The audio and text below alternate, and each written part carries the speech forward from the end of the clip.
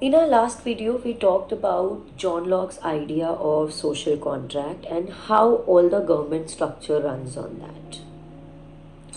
Moving ahead on the same lines, now let us explore how the Constitution of India becomes that contract. And that contract specifies the rights that the citizens hold or the rights of the citizens of this country, and also the rights that the government of India holds. It is a binding agreement that the state protects us, and in return, we uphold the rule of law and contribute to the society. So, to start with, the first fundamental right that the Constitution gives us is under Article 14. So, what right does Article 14 gives me? Article 14 grants me the right to have equal treatment by the state, not based on my caste, creed, gender, religion, anything. I should be treated equally as other citizens by the state. And every organization of the state, or in every way and in every manner. So I should have that equality, and that is granted to me and guaranteed to me under Article 14 of this Constitution. Now, whenever there is a right, there comes a correlative duty to it.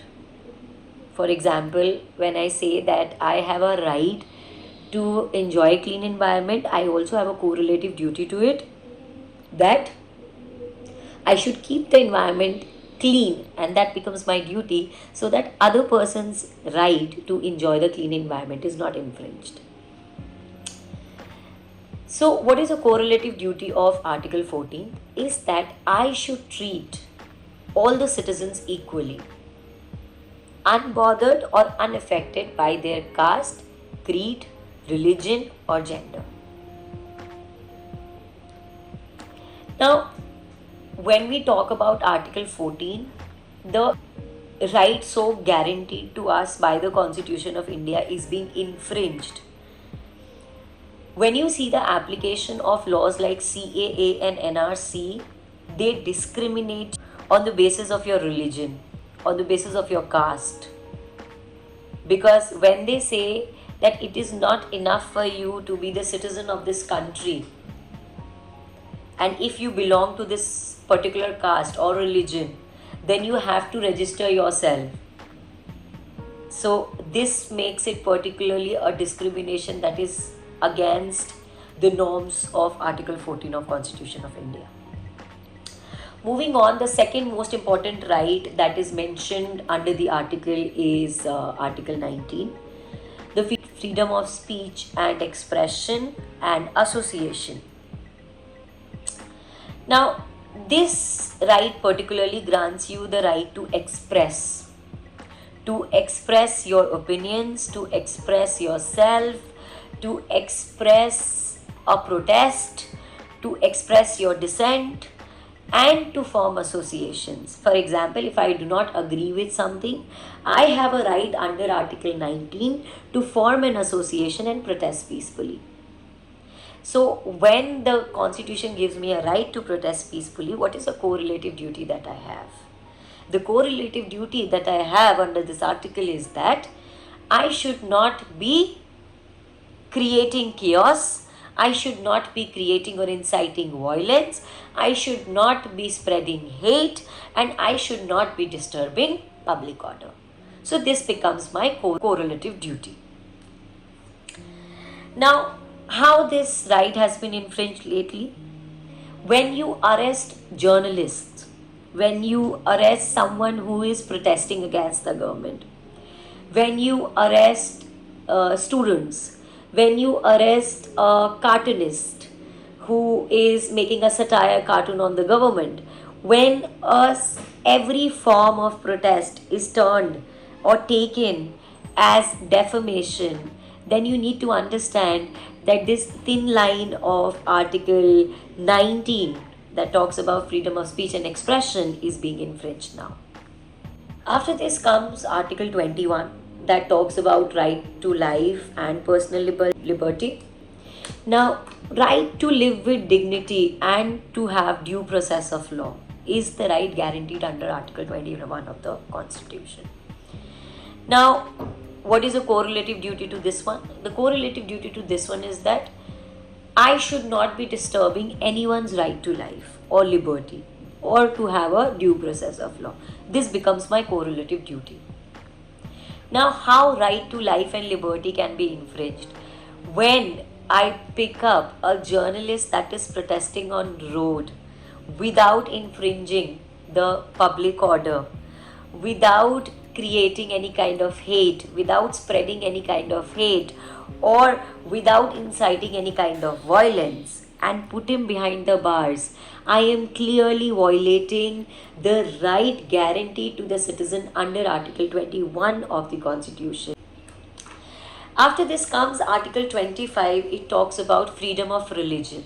This article gives me the right to practice and propagate any religion that I am willing to or I wish to follow. So nobody can come to me and tell me, no, you're not supposed to follow this religion, you're supposed to follow this religion. And if the person is doing that, then it is a clear infringement of Article 25 of the Constitution of India. What is a correlative duty that is enshrined under Article 25? The correlative duty here is that if I want to enjoy my right to practice and propagate any religion, I need to respect the right of other person to practice and propagate any religion of their choice. So when I force a Hindu citizen to recite Kalma, I am infringing his right guaranteed to him under Article 25. If the same goes for other castes also. So if I tell a Muslim to say Jai Shri Ram and it goes against their ethos, then I am infringing their rights guaranteed to them under Article 25 of the Constitution of India. So it is very simple. I have a freedom that is guaranteed to me under the Constitution of India to practice and propagate any religion that I am willing to, that I wish to. And nobody can force me or nobody can infringe or violate that right so guaranteed to me by the Constitution of this country. After this comes Article 29 and 30 that talks about cultural and educational right on running minority based institutions. What does this right entails? Right to conserve culture and run minority institutions. For example, let's say when you say Christian based institutions, when you talk about madrasas, so these are the institutions. So this article gives me the right to run any minority based institution and to conserve the culture I want to conserve. So if anyone tries to infringe or tell me that you're not supposed to do it, it's a clear violation of this right. And what is the correlative duty to this particular right guaranteed to me under Article 29 and 30 is a right to respect diversity and not to impose majoritarian laws or majoritarian religious practices or culture on people. The next comes Article 32 that gives me a right to constitutional remedies. So what happens when someone violates my fundamental rights? Article 32 tells me that you can go to the Supreme Court of India and the Supreme Court of India will enforce those rights for you. So what does this right entails? It gives power to me to go to Supreme Court and ask them to have the enforcement of rights that is guaranteed to me under the Constitution of India. How is this being violated? This is being violated when legal education is not provided to people. When people does not have access to proper legal aid. They do not know about their rights. They do not know that bail is their right, not their exception. Nobody has a right to confine you illegally. Nobody has a right to confine you without presenting you in the court. So when you do not get bail, when you deserve to get bail, and the right is turned into an exception, it is a clear violation of Article 32 of the Constitution of India. After this comes Article 51A, the fundamental duties so enshrined. This is very important. This tells me about to uphold the sovereignty of the nation, to keep up with the scientific temper and protect the environment of dissent, and to protect the environment and protect dissenting rights. Now, Article 51A tells me that all the rights guaranteed to me under my fundamental right needs to be protected. So its correlative duty is very simple. Now, how these rights getting violated? So there is this very important case of JNU defamation case of 2016, which becomes a very classic example on attack on the scientific temper of this country, on the right to dissent. So whenever you suppress my dissent, if I do not agree with certain policies of the government and I am dissenting to it, I am, willing to express my dissent to it, and then you suppress it by arresting me or by putting a defamation case on me, this is a clear violation of Article 51A of the Constitution. Now we have talked about the rights of the citizens, those the citizens hold in this country. Now let's talk about the right of the government. What rights does the government of India has? Article 73 of the Constitution talks about the executive's power. The executive power of the Union entails the right to make laws and enforce order. What does it say? It says that the executive of the country, the Union, has the power to make laws. But again, with every right comes a correlative duty. So here the correlative duty that the government holds is to make laws within the bound of the Constitution, within the boundaries of the Constitution. It should not be infringing any fundamental rights so mentioned in the Constitution. It should not go against the basic structure of the Constitution. And you are supposed to make laws within the grades of the Constitution of India. So how this power is being misused? When the government does not look into the basic structure of the Constitution and goes on making laws which infringe the fundamental rights of the citizen. When we talked about CAA and NRC, it is infringing my right guaranteed to me under Article 14 of the Constitution. So here the government is misusing their powers by passing ordinances, not going through parliamentary debates and passing down the laws. The next article comes Article 162 of the Constitution. Article 162 is very similar to Article 73. Article 73 gives the power to the Union to enact laws. Article 162 gives the similar power to the state to enact laws. What is a correlative duty here? It is same. That the state should not go against the fundamental right, the basic structure. It should not violate any of the articles so mentioned in the Constitution of India and should keep the boundaries intact. And then they can make any law. How this article have been misused?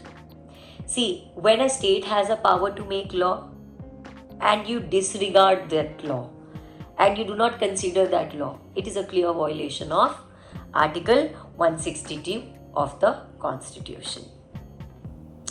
When you use agencies to dismantle or sabotage, when the governor upholds a law so passed by the state and keeps it holding for a very long period of time, it is a clear violation of Article 162 of the Constitution of India, which you are seeing recently. It has happened with the state of Tamil Nadu. The next comes Article 245 and 246 of the Constitution. it talks about the legislative power. It talks about making law on union, state, and concurrent list. We have three lists. State has certain matters on which they can make law, that is mentioned in the state list. The union has certain matters on which they have a right to make law, those are mentioned in the union list. Concurrent list consists of matters on which state and the union both has a power to make laws. So when the union bypasses and takes up a state matter and enacts a law in that, it is a clear violation of Article 245 and 246 of the Constitution of India. What does it says? That the state has a power to enact law on that particular matter, and it is enshrined in the Constitution.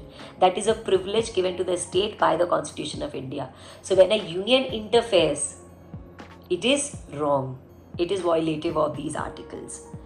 Example of this, agriculture is the matter that is mentioned in the state list. So when a union passes a farm law without consulting the states, it is a clear violation of Article 245 and 246 of the Constitution of India. The next comes Article 352, 354 and 356 that talks about emergency and the power of the President to declare emergency. What is a correlative duty? That this provision should not be used for personal propagandas, for political benefits, and to sabotage any other rule of law. And this article should only be used on the situations of genuine crisis. Now, when you talk about lockdown, the lockdown was put up in just a single day. Sunday, Mr. Modi said that he wants to have a word with the population of India, and he suddenly declared that now it is lockdown and you cannot get out of your house. So when you propagate lockdown like this and pressurize the citizens of this India to stay confined in one space without any prior plan or structured way, this is a clear violation of Article 352, 356 and 360 of the Constitution. The next comes Article 12 and 13, which defines a state and voids law-violating rights. So, Article 12 defines a state. It says that state is made by Indian Constitution, and the state should work within the premises of the Constitution.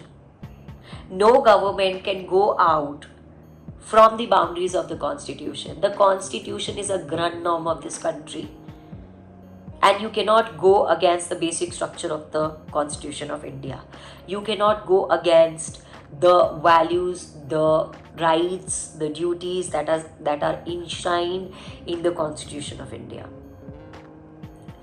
So this also has a correlative duty. The correlative duty is that must ensure that no state acts in violation of fundamental rights, so mentioned in the Constitution. So what happens here and how does these articles get infringed? So when you see agencies like Election Commission of India, that they do not have their own autonomy and they're running on the ruling government, on the whims and fancies and the directions made by ruling government, it clearly comes under the purview of Article 12 and Article 13 of the Constitution. When there is an attempt made to undermine the constitutional validity of any of the rights so guaranteed to you, it is an attack on Article 12 and 13 of the Constitution of India. Then comes Article 32 and 226. Article 32 we have talked earlier about as well. It tells you, it gives you right to go to the Supreme Court. It is similar, but now we are going to talk about it from the side of the government or judiciary. So Article 32 and 226 gives right to the judiciary to pass decisions in favor of the Constitution, in order to uphold the rights so mentioned in the Constitution, in order to uphold the ethos of the Constitution, in order to protect the basic structure of the Constitution. So, what is a correlative duty with this right? That the judiciary must remain impartial. The judiciary should not work for any of the agencies, whether it's executive, legislature. They should not work in favor of anybody. They should be unbiased, and they should only be working to protect the constitutionality of the Constitution of India. When you see that there is a delay in hearing of certain cases based on the details of those cases, this is a clear misuse of Article 32 and 226, where the courts become biased and do not give decisions on certain cases and choose those cases and be biased for those cases. So this kind of attempt can be constituted as a violation of Article 32 and 226 of the Constitution of India. Then comes Article 36 to 51, that is the part 4 of the Constitution of India, from Article 36 to 51, which talks about the directive principles of the state policy. This talks about the moral guidelines that is used for the governance, and the correlative duty is that these guidelines should uphold social justice. These guidelines should work for the welfare state. This guideline should be used only for the social welfare of the people. Now when you see that attempts to uplift only a majoritarian section of the society is made, leaving behind the minorities. For example, let's say you go on to make policies keeping somebody's religion in their mind. So that kind of move, that means cherry picking on the directive principles of the state policy. That is, I would make rules based on the directive principles of the state policy, but for the welfare of a particular community or a majority community, not for each and every citizen of this country. So these kinds of acts would lead to the violation of directive principles of state policies. Those are mentioned from Article 36 to 51 of the Constitution of India. So these were some of the rights of the citizens so mentioned in the Constitution, and the rights of governments mentioned in the Constitution of India, and how we see the violations of these rights, the misuse of these rights by the union, and how it affects the general public. Thank you so much for watching this video.